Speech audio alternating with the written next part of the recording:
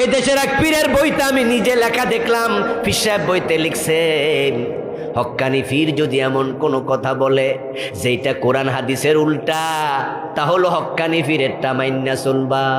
ইন্না লিল্লাহ কয় কিরে, কোরআন হাদিসের উল্টা, শরীয়তের উল্টাও যদি হয় পীরেরটা মাইন্না চলবে।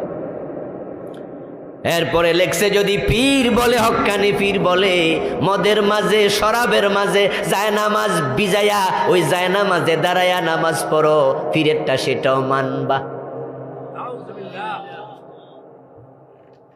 এজন্য পীর সাহেব হুজুররা মুরিদরে এমন সবক শিখাইছে, ওস্তাদ কো সামনে চু চেরানি চাহি, পীর কো সামনে চু চেরানি।